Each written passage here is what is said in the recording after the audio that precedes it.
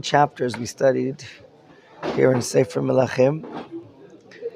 And number 10 philosophically represents an idea of completion, perfection, high levels of spiritual heights. Number 10, a minyan of 10 Jews together, is holiness.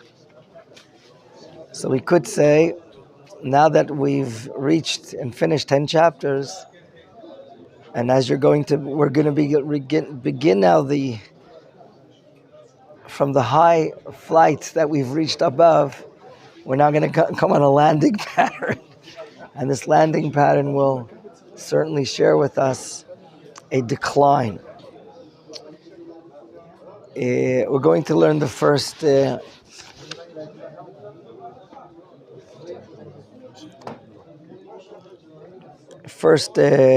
psukim as well here.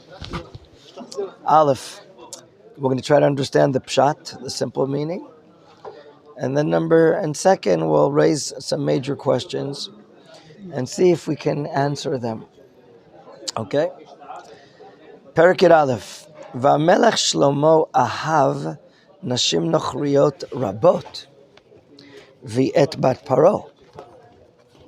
Moaviyot, Ammoniyot, Adomiyot, Zidoniyot, and Chitiyot. Wow, what a wide collection. What does it mean that they are Nashim Nochriyot? Is it simple that they're non-Jewish or from foreign countries, as it seems clearly here? Further, why is Bat Paro standing out? Okay, in the first half of the pasuk. And then we see an array of women from classic countries that we know about: Moab, Ammon, Edom, Sidon, the Chittim. What's unique about these origins from the women that they're coming from here? Okay, pasuk bet. Min hagoyim asher amar Adonai el bnei Yisrael lo tavo v'hem v'hem lo yavo v'chem achen yatu et levavchem acharei Elohem b'hem davak Shlomo li'ahava. Well, maybe the Tanakh is answering one of our questions, and that is the array of nations, Moab, Ammon, Edom, and so on, are dafka those nations that Torah has warned the Jewish people regarding that after their giyur, there are marital limitations. After their giyur, that's right.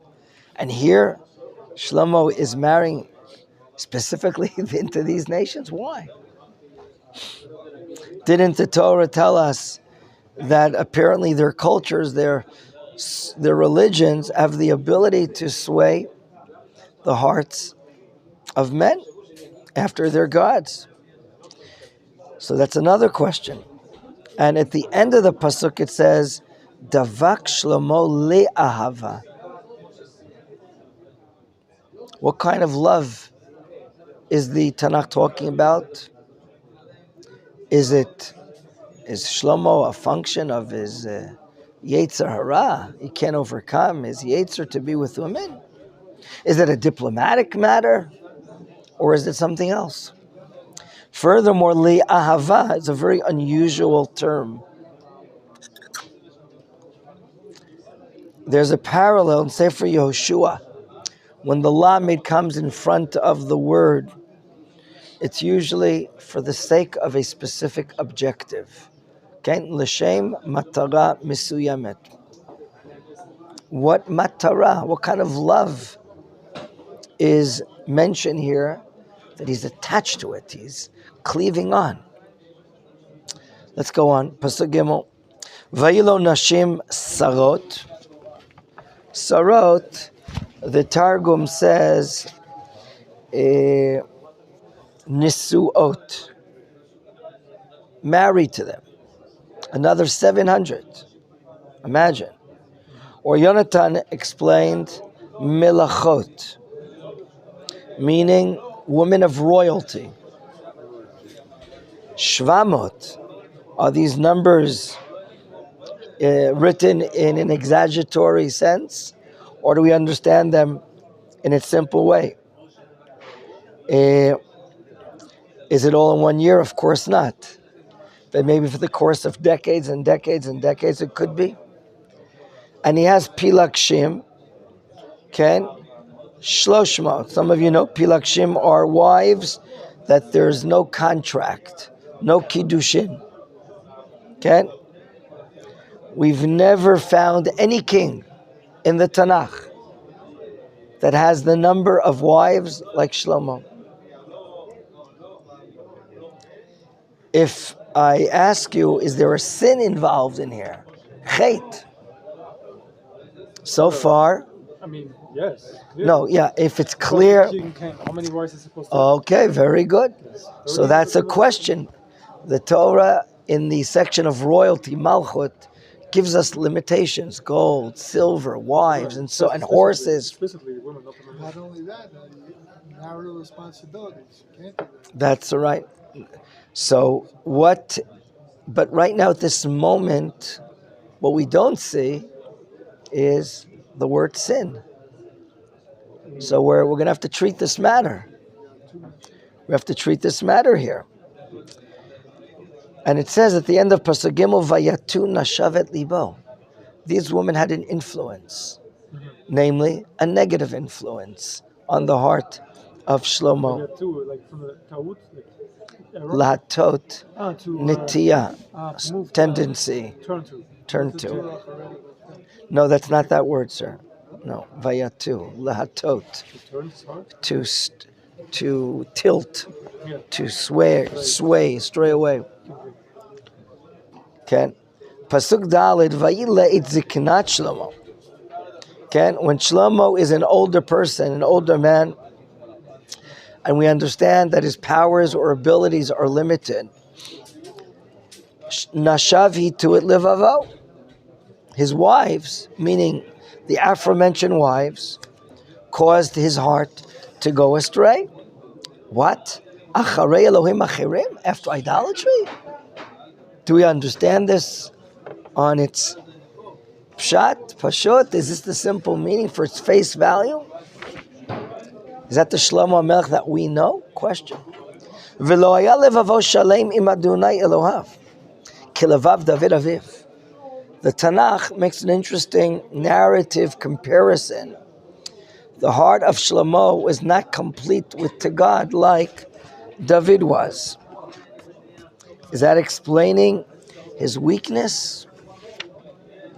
What's going on? A few more psukim, gentlemen. Vayelech Shlomo acharei ashtoret. What is ashtoret? Elohei tzidonim. That's the famous idolatry of a specific tree by the tzidonim. So too, the nations of Canaan. Okay, it's called the Ashtoret. They would be serving their idolatry. Yes, sir? Asherah is with an aleph. Okay, something a little different. And then it says he went after Milkom. Milkom is a shikut, an abomination of the Ammonim. The Tanakh itself is disgracing this idolatry. By the way, when we learn the laws from the Gemara, Masechet Avodah Zarah, to the Rambam, we learn that if we're matters of idolatry, we should disgrace it, depict it, stand on top of it. So he's after the idolatry of Tzidon and the ones of Ammon. What's going on? Pasuk Vav, verse 6. Vayas Shlomo hara b'nei Adonai. V'lo mileh acharei Adonai ki David aviv. Here, again, it's clear that he's doing evil. That's what it says. What does it mean? He's not, someone that studied Machon Meir for 20 years and then went off the derech. He's Shlomo Melech. Come on, what does the Tanakh mean? If this is not enough, there's a break right now at the end of Pasuk Vav. And we come to Zion. And here we see a strange language. Az yivneh Shlomo Bama. Okay? Bama is a high place, an altar for idolatry. And then it says, as if Shlomo did it. What? He built this altar. Lichmosh Shikut Moav.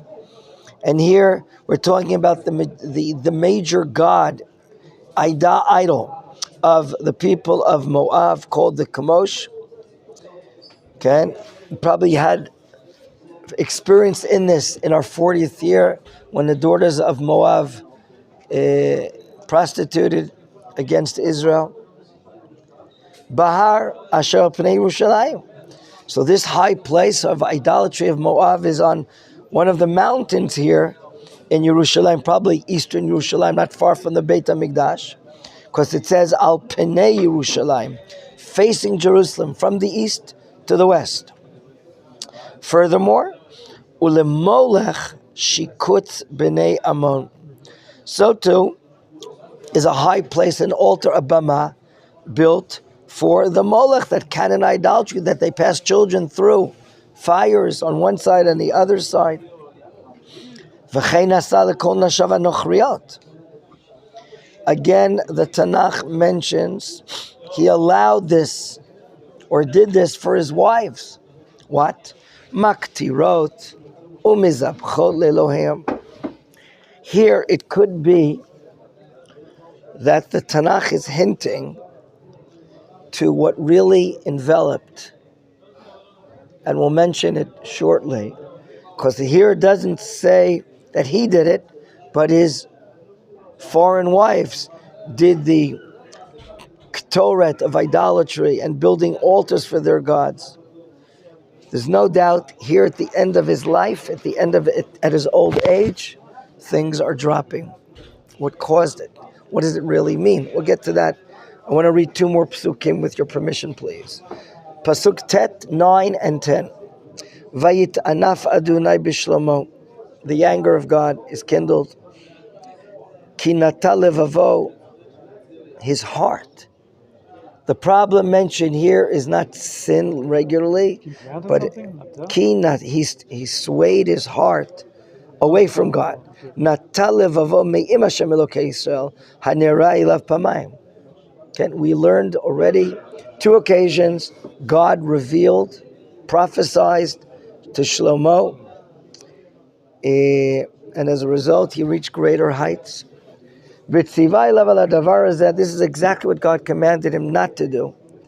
Levil tilechet acharei Elohim acherim velo shamar et asher tziva Adonai.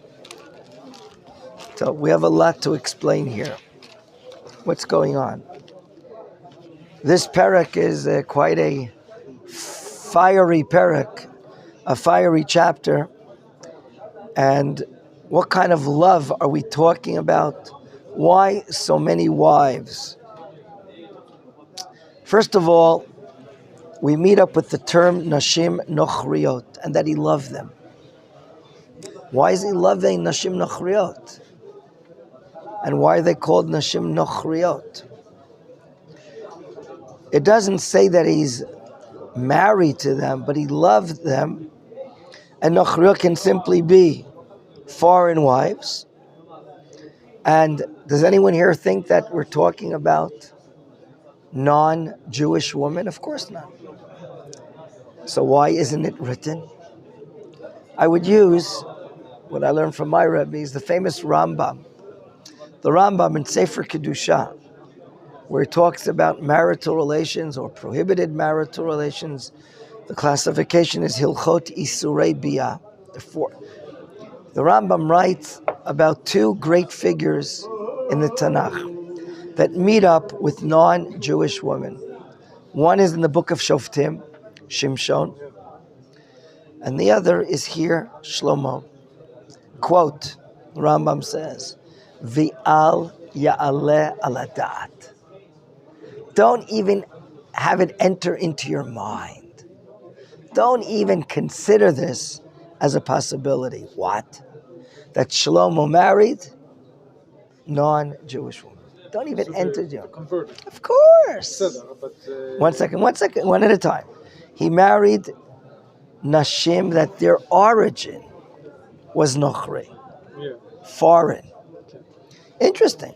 There are not a lot of nice Jewish girls here in Eretz Yisrael. He's looking for girls that are foreign. We have to understand what's going on. Okay? Now, if they indeed went through Gior, as we see, what happened? How did they sway the hearts of Shlomo? Let's remember one of the great prophecies of Yeshayahu. Isaiah talks about the end of days, amongst other things. V'naharu alav goyim rabim. At the end of days, members of many nations will rush, like going through a river. V'naharu alav. Many goyim will come here to be curious, interested, some to do gior, some to say to the Jewish people, what can we do for you? How can we help you? There's no doubt at the end of days, the world will be a different world. The world will understand that there's a one God in the world, and all idolatry has to be abolished and abandoned. Shlomo Melech, is he in love? Is it a physical matter of his Yetzer Hara? Doesn't seem that it's him. Is it for political reasons? Namely, what we call a diplomatic marriage? Didn't we just read last week that when Yosef became Mishneh LaMelech, number 2, there was a matchmaker in his life, a Shadchan. Who was the matchmaker for Yosef? Paro. Paro doesn't even ask him. Paro brings a woman from the Atzula, from the prestigious people, and he gives Yosef a tzaddik a wife. What's her name? Asnat. That's what we call a diplomatic marriage. He's a viceroy.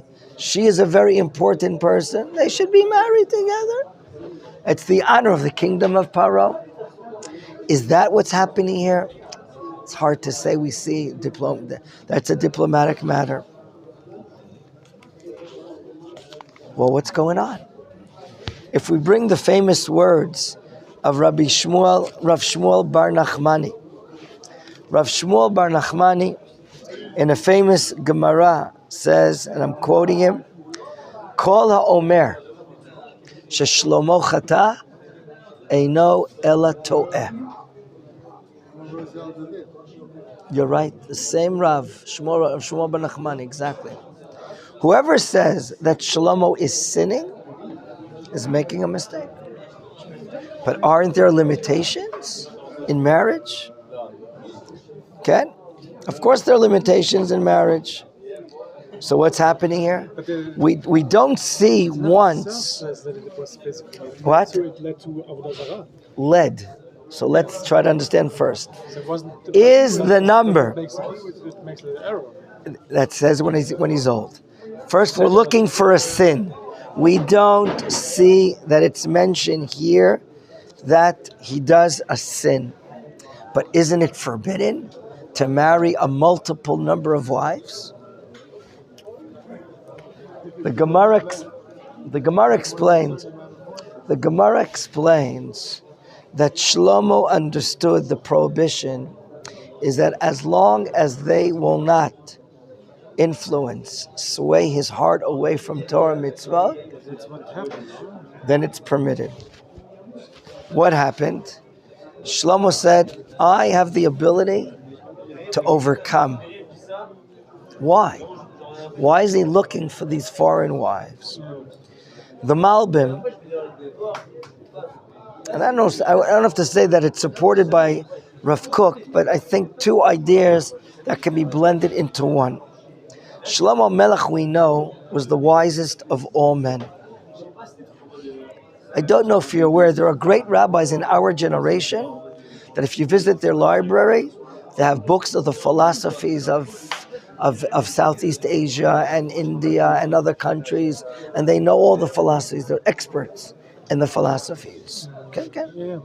Shlomo Melech was aware of all the predominant cultures their spiritual ways, their mistakes, and he said the following: I know what they're about.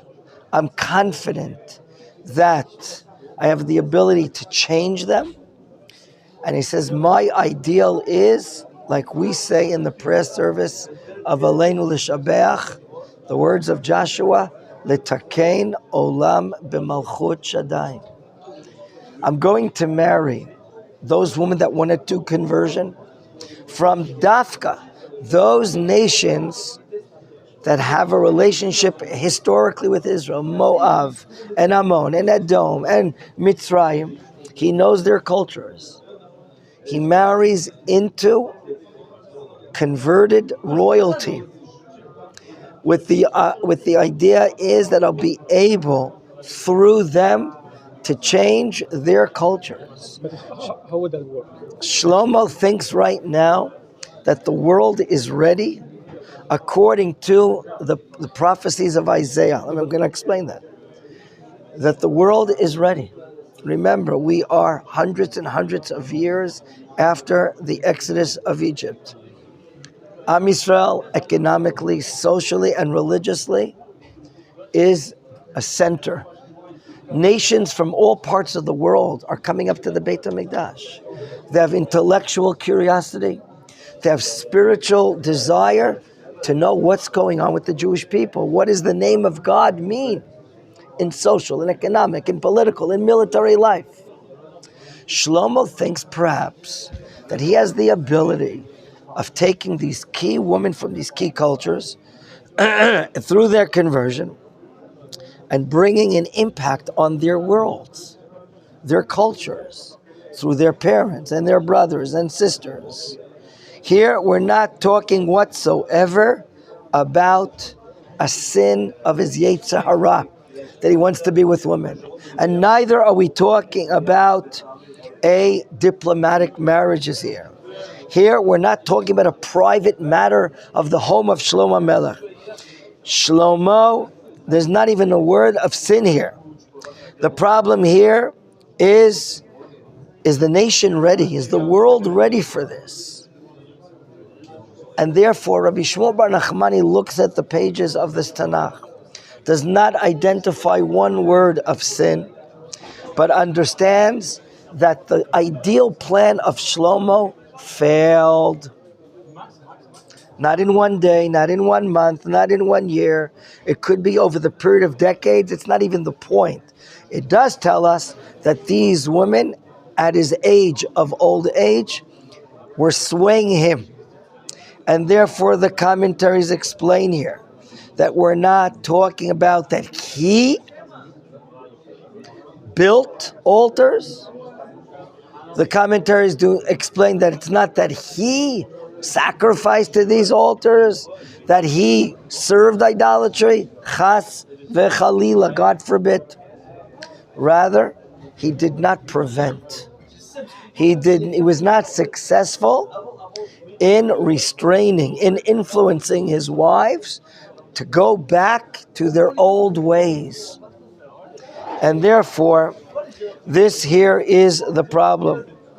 On the one hand, Shlomo Melech is sitting on the throne of God. He's so close to Hashem. He has prophecy. Economically, socially, religiously, Am Yisrael is on a plateau that they've never reached before. Shlomo Melech says, I'm not going to sit and wait. I'm going to be a go-getter. I'm going to have desire. The desire that he has, Davak Shlomo le'ahava. The lamed in front of the word is the lamed of a specific objective. Shlomo, the love that he has is the love of God, that he wants to bring world centers, world leaders to the objective of the belief in one God. And therefore, Shlomo thinks there's enough light, spiritual light now, after coming out of the holiday, and he's able to build. Now, his kavanot, his intentions are lofty. His intentions are very holy, very high. However, between his lofty ideals and the real situation in the world is not yet at the level of Acharit Hayamim. I was speaking with a Breslover yesterday on Shabbat, and he had some words of criticism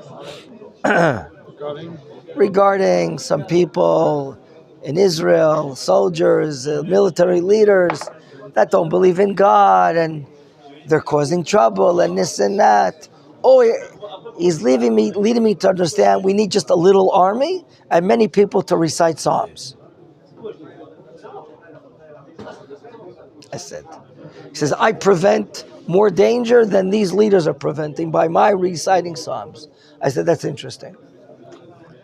I said, look, I think there's a big difference in your understanding between the management of the individual and the management of the klal. You should say, learn Torah, read Tehillim, and I'm sure you're going to be helpful to the military effort, but we need the best army, the strongest army. And even those today that have not yet learned in your Breslov Yeshiva or Machon Meir are talking about their own strength. You're right. They didn't get to the level of saying that this is God revealing himself through the IDF and so on and so forth. This is where we are now. We're not on that level that people are going to not go to the army and just recite Tehillim to give us a victory in war. Shlomo, in the end, as we're using the word in the end, made a mistake. He did not understand the level that the nation is on, or the world is on, the pratim. The klal, he's on a very high level. But the pratim, the individuals, on a much, much lower level. Also the Jewish people as well. They're on a great level, but it's not yet ready that you can bring in so many wives, not for any desire, not for diplomacy, but only for a lofty reason of bringing the world, Hashem Yimloch Li'olam Ved, bringing the world to a level of the divine entity in the world. And that is his objective. And therefore, he specifically took the difficult nations around us, Moab and Ammon and Edom, with such different cultures, okay? And they did Gior. They did Gior to this. I mean, it's so simple that Tanakh doesn't have to tell us, right? The Tanakh doesn't have to tell us simple things. And that you can see in the language of the Rambam. Quote, V'al ya'aleh aladat. Don't even have it enter into your mind that he married non-Jewish women whatsoever. But rather, it was for a great major objective that he thought he'd be able to overcome. What really happens, okay? What really happens? The fact that the women go back to their original ways and Shlomo is not able to stop them, then it's considered as if Shlomo built the altar. Shlomo did the serving of idolatry. In other words, the Tanakh, and in the eyes of Chazal, hold Shlomo responsible. It's not a direct sin. He didn't do this by himself, but rather it happened as a result of his inability to influence them, to sway them, to have them stop doing it. And you know what? Therefore, the Torah writes, the Tanakh writes in verse 7, for instance, as Yivneh Shlomo Bama. Rashi says, what does it mean? He built the Bama? God forbid. Of course he didn't build it. So why is it written that he built it? Because he didn't stop his wives. It's like or equal to as if he built these things. Questions now. So one question first. Can we assume that he had, or maybe what does Chazal said, did he have children with all of the women? And what happened ended up? Absolutely. How did we're going to learn about here. We're going to learn about the next generation, Rechavam. Okay, he's one son from one of the foreign women. Yes. Really? We're going to learn. He becomes king. He will become king. Yes, sir. We're going to learn about these things and see how he read the map wrong in high taxation of the nation, and the nation will be split in this time. I have a question. Yes, Maybe the goal was correct, But he could have found a different way to do it. Maybe that wasn't the way. Maybe we should send emissaries to these places. Ken, remember, he's already sent tax collectors to certain places. There are a few Jewish people living, abroad. He knows that the light of the Jewish people is here. He's going from the klal to the prat. Beit Chabad goes the opposite, from the prat to the klal. Beit Chabad sends emissaries all over the world, and they deal with from the mitzvot to these mitzvot to other mitzvot for Jews, not for goyim. We're not a nation to send emissaries and start converting people. These women came forth, apparently, wanted by their own volition to convert, and they had the merit to marry into royalty of Shlomo Melech, and it didn't hold water. Over the decades, they went back to their old ways. A difficult situation. But remember, the objective of Shlomo is lofty, very holy objective. Litakein olam b'malchut Shaddai. But it doesn't stand. And as a result, in verse 9, God's anger. Now, this doesn't happen after 1 day or 1 year, but rather over a long period of time. And it could very well be at his old age, as it says, be'ed ziknato. Tov b'ezrat Hashem, the punishment, we'll see how the punishment will be a midah keneged midah, an attribute for an attribute, that Shlomo doesn't understand what's happening down on earth as far as the pratim, the particulars are concerned, the individuals are concerned. We'll just begin reading and we'll continue this tomorrow, B'ezrat Hashem. Pasuk Yud Aleph. Notice what God does not say. Verse 11. Vayomer Hashem l'Shlomo, Ya'an, since Asher haita zot imach, v'lo shamarta briti v'chukotai asher tziviti alecha, karoa ekrata mamlacha me'alecha, unitatia li'avdecha. Do you notice that the doing or the making of idolatry is not mentioned? If Shlomo, God forbid, would have done idolatry, what would be the punishment for idolatry? Mavet, mita, death. But there is no death penalty here, we see whatsoever. Okay? Rather, Shlomo HaMelech was not successful in preventing his wives from going beyond the borders. And they were the ones that went back to their idolatry. So we'll continue with this point in Mir Tashem.